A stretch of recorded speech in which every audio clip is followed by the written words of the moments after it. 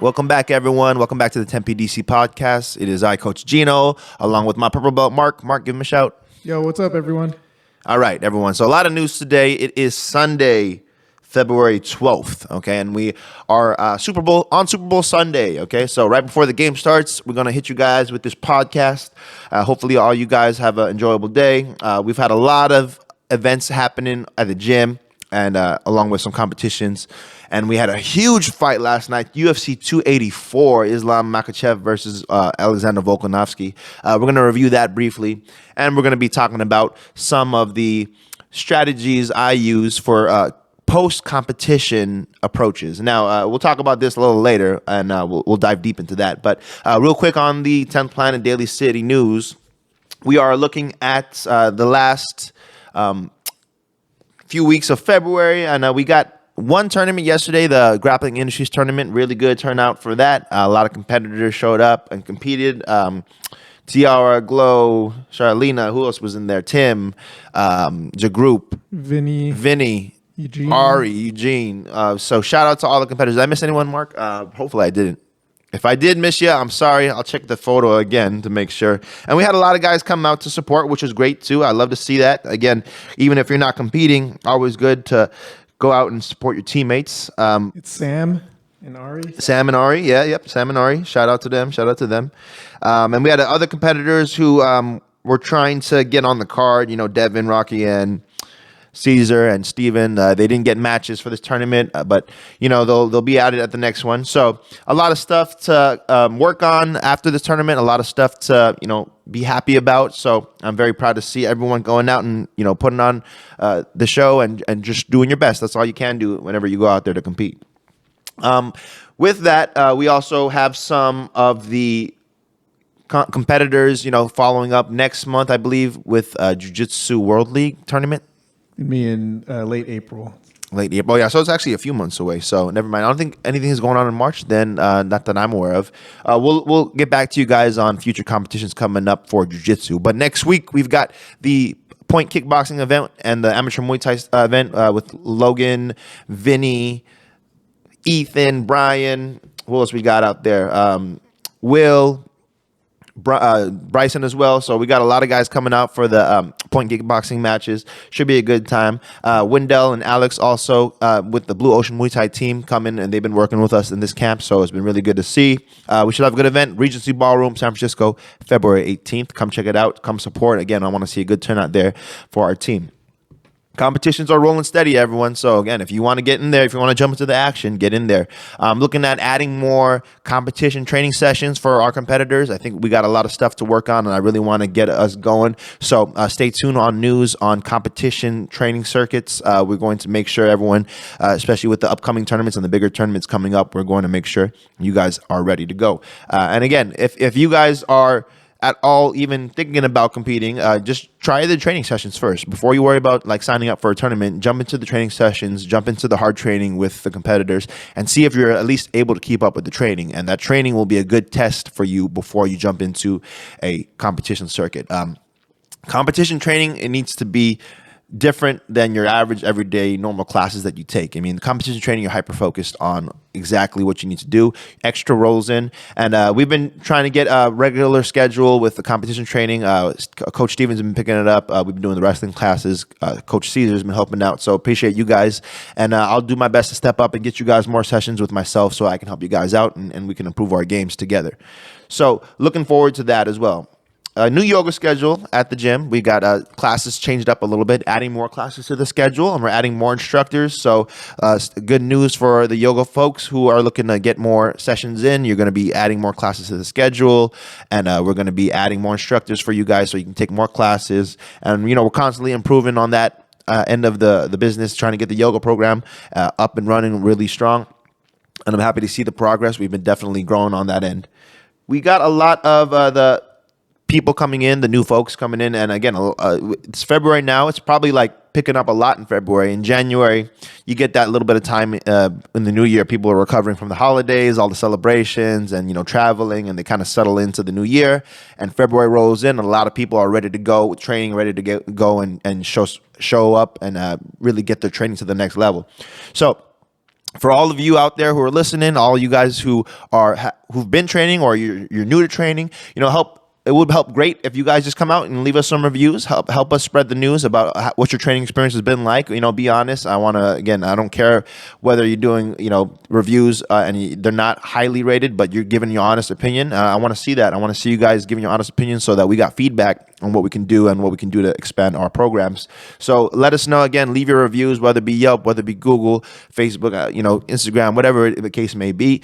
Leave those reviews out and try to help us. I think we get really good hits on the Googles and the Yelp reviews. So again, we're emphasizing those. Go ahead and show your support and or show your reviews or your feedback with us so that we can again help you guys provide a better service. And that's the goal with those reviews for us, the staff, and for myself to reflect on how we're doing at the gym and try to be critical about making it the best training space it possibly can be for you guys. So again, please help us out. Leave some reviews for us, and we'll greatly appreciate it.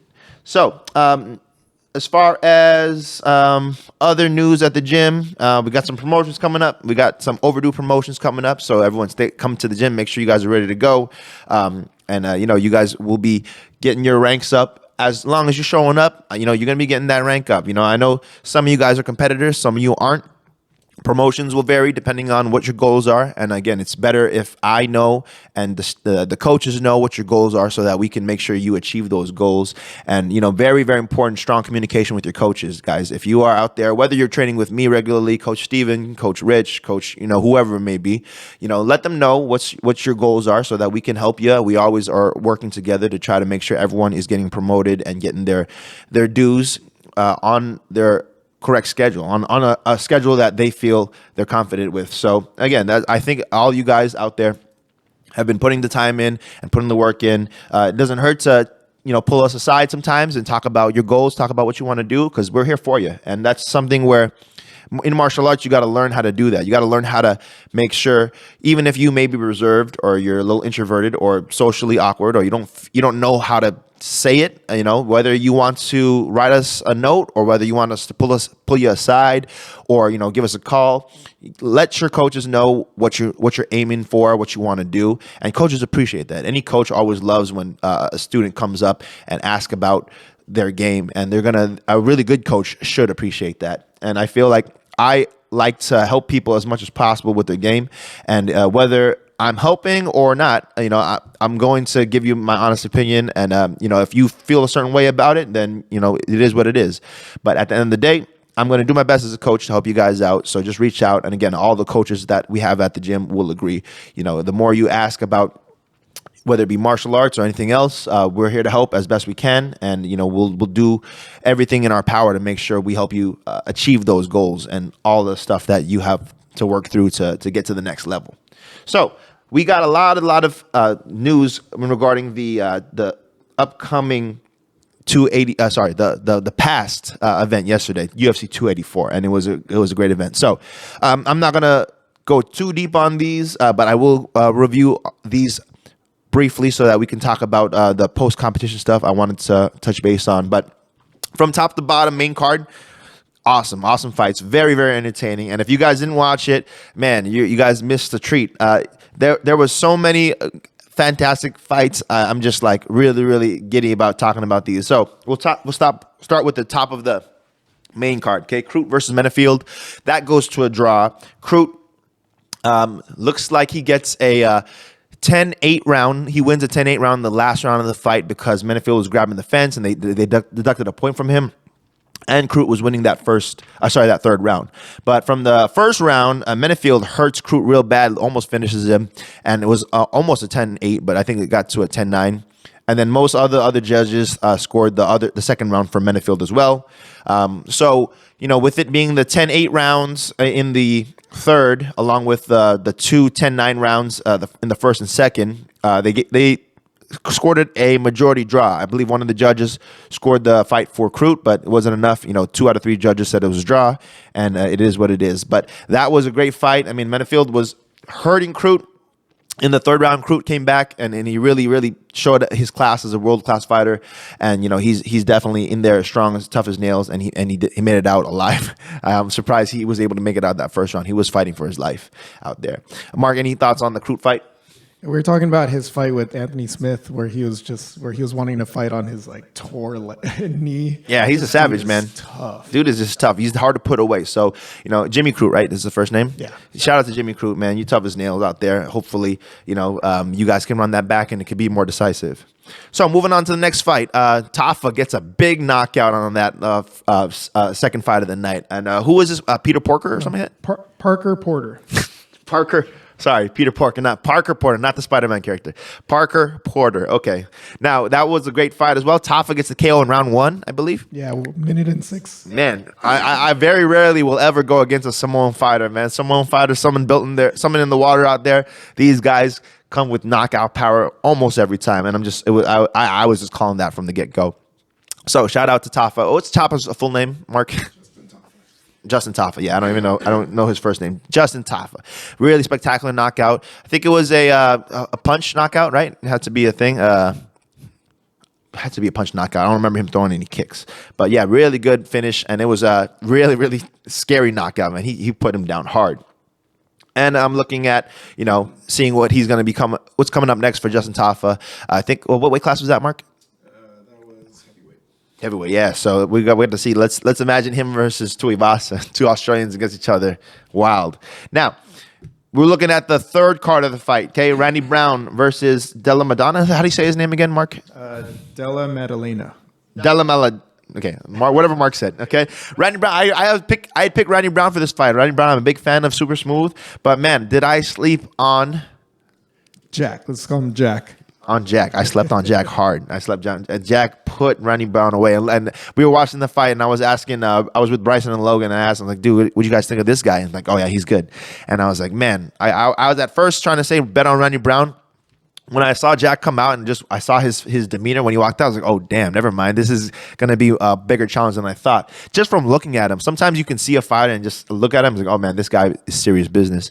So that one was definitely a big upset. I didn't think Randy would get finished like that. But, man, being in your hometown or being in your home country, especially going out to Australia, it's a big factor. So I think that put a little more energy into Jack and then really got him the finishing power that night. And it was like, wow, it was crazy. I think he's on 14 fights in a row or something like that, right? He's got a long streak right now. Yeah, he lost his first 2, and then he stuck with it.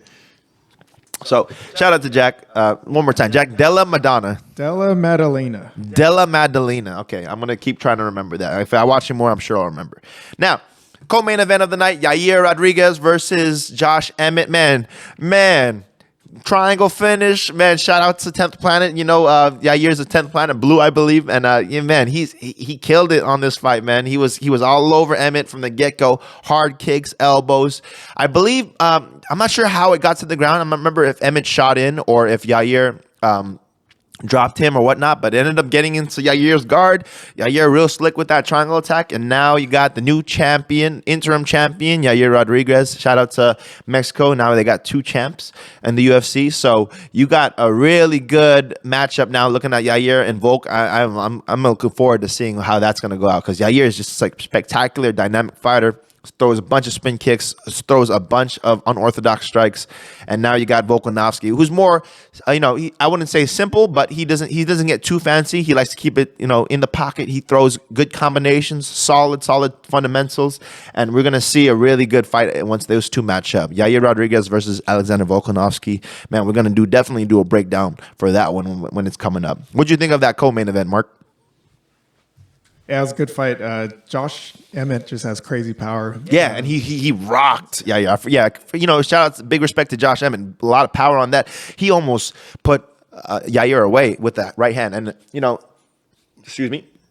I think it's important to note. Josh Emmett, no schmuck, very very disciplined fighter, hard nose, comes in. He has crazy knockout power. It's insane how hard this guy hits at that weight class. 45ers are not that big, but this guy, when he puts hands on guys, he puts them down.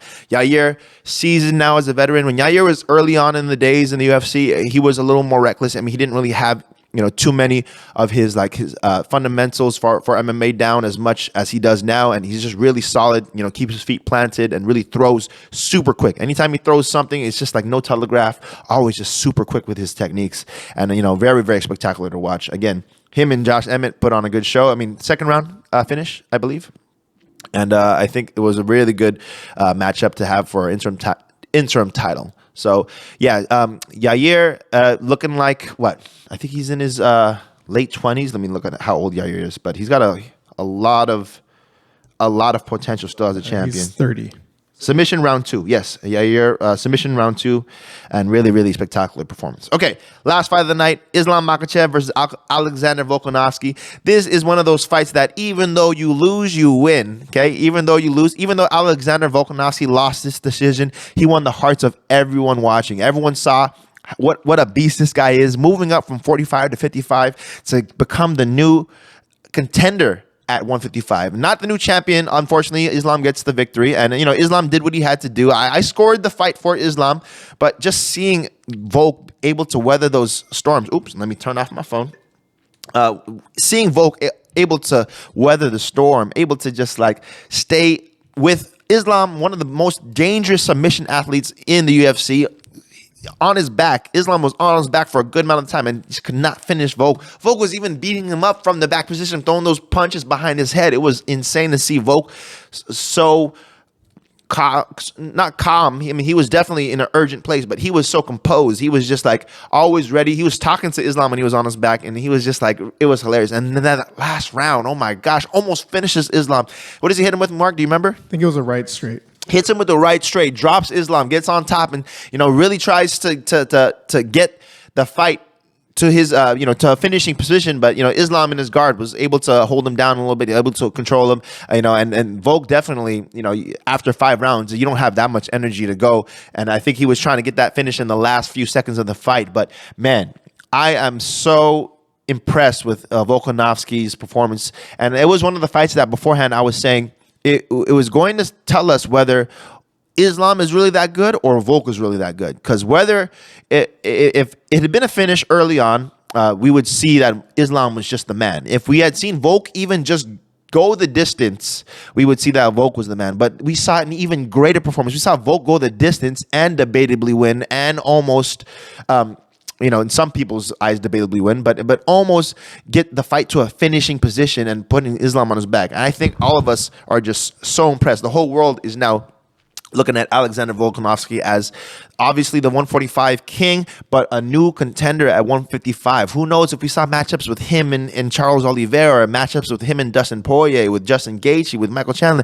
Imagine Volk fighting all these beasts at 55. If he was able to withstand that fight with Islam Makhachev for 5 rounds, we've got a new contender at 55. So I don't know how many more fights Volkanovski wants at 45, but once he's done with that weight class, I say it's time to move him up, and let's see him against the lightweights. Mark, what's your thoughts on the main event of the evening? Man, crazy fight. When Islam had his back in the 4th round and Bryson was... Oh, yeah, Bryson was mad. I'm not going to talk about Bryson. Bryson's bet on this one unless he gives me permission. But Bryson was nail-biting the whole time in the fight, and it was funny to see. But good turnout, good event. Man, it was entertaining as hell. Even though it was a decision, no knockouts, it was something that was just always... everyone was tuned in the whole time. It was crazy, the size difference too, Volkanovski being so small and him still being able to put that on Islam. Islam had the height advantage, the size advantage. He had all the advantages except it being in his hometown or home country, and still came out and put on a show. And Islam was able to, do what he needed to do, got the takedowns when he needed to get the takedowns, got position, but just could not put the damage on Volkanovski, which is crazy. Volkanovski, I feel, did more damage on Islam in this fight. And then again, we're going back to that debate of what's more important, damage or control? I don't know. This one looks like they made the control aspect the bigger aspect, especially with Islam. So, we're always kind of teetering that balance between what's the more important aspect of the fight, damage or control. And damage should be the number one, I feel. But at the end of the day, everyone is entitled to their opinion. So that's all for the UFC 284 news today. And I wanted to, again, reflect on some of the stuff that we want to talk about on post competitions. Okay, so after competitions. So, we see it all the time. If you're a deep fan like I am, and you watch post fight press conferences, kind of see where the mindset's at of these athletes.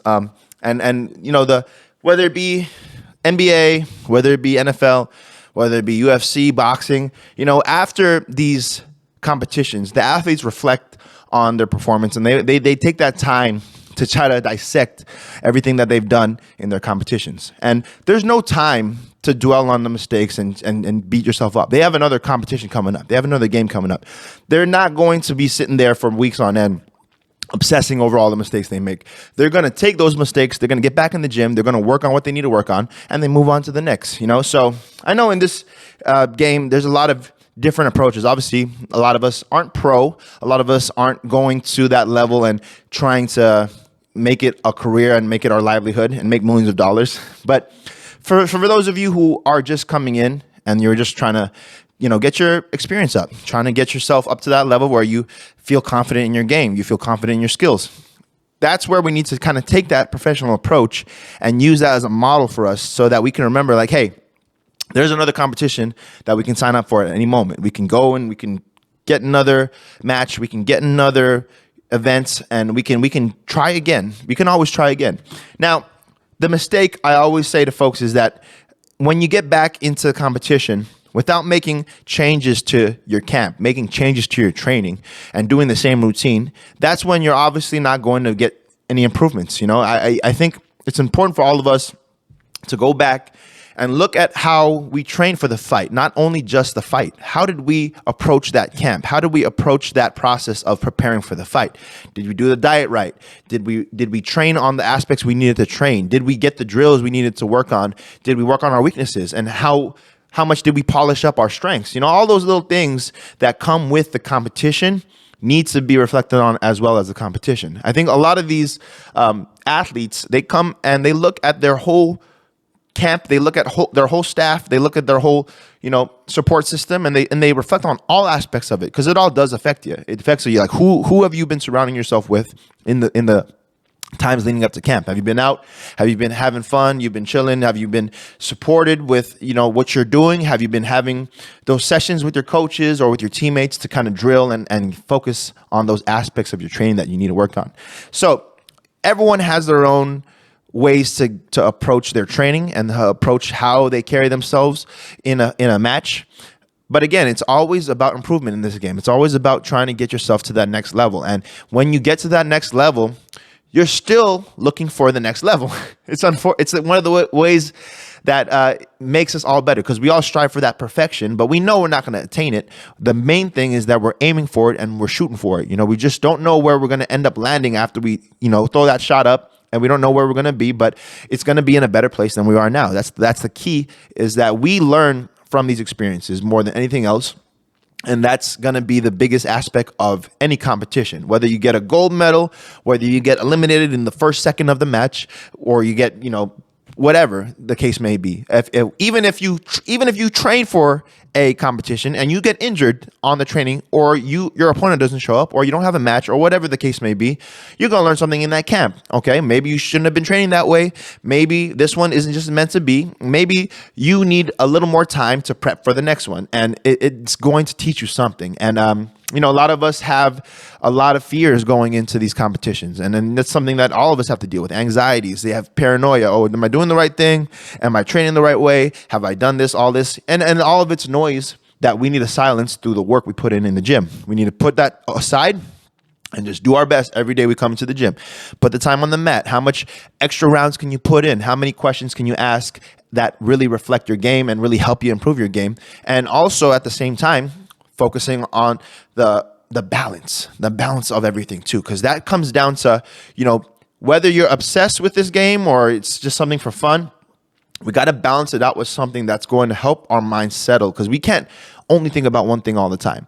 That's a good way, very good way to overthink, to become super anxious and to kind of let the nerves get the best of you, right? And that a lot of nerves and anxiety come from overthinking and stressing over situations when we need to just be present and remember, like, hey, what do I need to do right now? Do I need to put the work in? Oh, wait, I'm dead tired right now. Maybe I don't need to work right now. Or I'm injured right now. Maybe I need to rest. Maybe I need to just chill out and just got to reflect and get my mind right. So all of us need to be in tune with what we need in our bodies and what we need with our overall balance in life. I think a lot of folks in the beginning days, and it's okay to be obsessive. I was once that way too. I was, this was my life at one point. I put everything aside, no girls, no drinking, just, no clubs, nothing like that, just training and working and just being disciplined. And that part of my life definitely made improvements, but it also hindered a lot of other aspects of my life. But I was willing to make that sacrifice because that choice was something that I knew would pay off for me in the long run. And doing this obviously helps me to reflect on those days and also remember where I started and how much some competitors put in because they want something so bad. And everyone has to remember what they want, what their goals are when they started with this. One of the main things I ask everyone when they come to the gym is, what are you trying to do here? What's your goal here? Why are you doing this? Why are you coming in trying to get choked or trying to punch people and all that good stuff? There's got to be a reason for all this stuff. And if it's not something that's forced upon you or something that's not really your passion, then you're not going to last. It's just the way it goes. Like anyone who comes into this gym not passionate about it, or comes into any gym not passionate about it, they're not sticking around that long. And that's okay. You got to know what's not for you, and you got to know what is for you. So, when we talk about that competition, sometimes competitions are for everyone. Sometimes people do one, they never return to competition. It's not for them. And that's okay. You can't compare yourself to Gordon Ryan or George St. Pierre or whoever the case may be, where they're obsessed with that lifestyle and that's all they could do to make it out. You got to remember what your attributes are. You got to remember what you can do, what you do best. And if this is just one aspect of your life, then you're not going to need to get that obsessive. You're going to need to make those sacrifices. So again, it's so much to reflect on when you do a competition, because it just teaches you so much. It teaches you so much about, how do you handle pressure? How can you physically do the things you train for? Are you coachable? Can you listen? Can you be humble enough to accept defeat? Can you be graceful in your win and losses? I think that's going to be a more important for us than, what the record is at the end of the day. What your record will be is what it is. But everyone at the end of the day has taken losses. Everyone has gotten hurt. Everyone's been in this position where they've questioned, part of themselves or all of their choices. And it's normal, So again, we had a lot of first-time competitors out there, and we have some guys who are seasoned competitors and those who are on the fence thinking whether they want to do it. And at the end of the day, you go out there, you try, you do your best, and it is what it is. I'm very big on that mindset. When it comes down to it, there's no telling what's going to happen out there in these competitions. There's no telling what's going to happen out there in the training room or in life. So you're going to continue to question that stuff until you just go out there and do it. Go out there, live your life, go out there, get the training in, go out there, do the competitions, and, we'll see how it goes. And we'll reflect back on it. You got a team that you'll come back to, whether you won or lost. Your team's coming back to support you. They're going to be there for you to help you improve. Some naysayers may come in and try to give you the negative, like, oh yeah, you shouldn't do this no more. Oh, it's dangerous. Oh, yada, yada. But, F those people. They don't know what they're talking about. This is a sport for a rare breed of people who are warriors, who are soldiers, and who want to prove themselves on a battlefield. So if that's you, great. If it's not, that's great. Let's go and continue to move it, and let's continue to push forward and get better. So for all you guys who have competed, and especially those who have represented our team, super thankful for you guys for going out there and putting on, a display of heart and a display of passion for this sport. And all you can do again is just go out there and try again. And even if you can't go out there and try again, go out and say, I did that, I tried that, and that was the most important thing. Is I had that experience, because experience is something that no one can take away. No one can ever strip that from you. Your experience is always going to be the most valuable thing to keep you pushing in this and make sure you stay motivated to get better. And even if you don't continue to compete or do whatever you want, you can still get better with whatever aspect in your life you're dealing with. So Mark, I know I've been rambling off about the post-competition stuff. Did I miss anything that we wanted to touch base on? I think something that we were talking about earlier is how Volk lost the fight technically, but he still won in terms of like just experience and like how people see him. So. Right, exactly. And you think about it, fights are very subjective, right? No one can for sure always say, unless it's a definitive finish with a knockout or submission or an injury.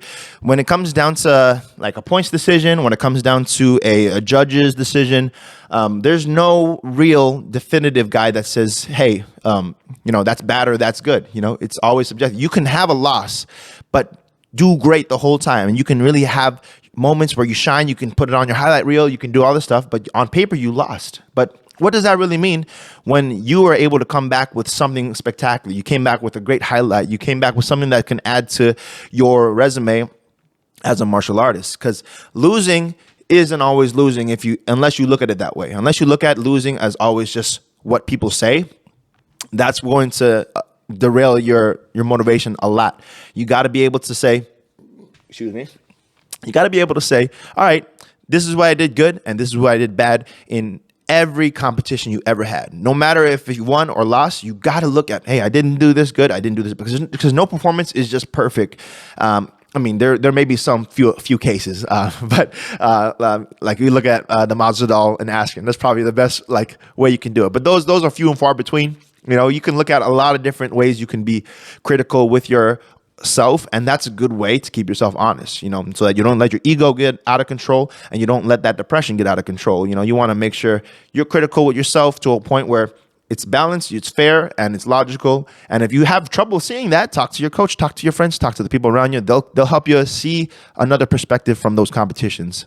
I'm a prime example of that. I was definitely a lot of early competitions. Gino knows, like I would be really depressed. Yeah, Mark would get bummed. Yeah, everyone gets bummed, you know, especially when you've worked so hard. Everyone works hard in this sport, you know, to try to get that win, to try to shine and try to do everything they can. But at the end of the day, it's part of the journey. You can work as hard as you can. You can do everything perfect in the camp. You can put all the pieces together. You can put all the time in you want. And you can still lose. You can still lose in this game. So what comes down to it is how much do you love this? You know, how much do you love this sport? How much do you want to keep this alive, keep it going? And where do you see yourself going? And do you feel like this is a part of your story, or is something where you're getting sidetracked where you should be focusing on something else? So a lot of people, again, are going to have different ways to look at it. But, you know, when you think about all the martial artists out there, all the people who love combat, all the people who want to do this, everyone has their certain reasons to continue training or to stop training.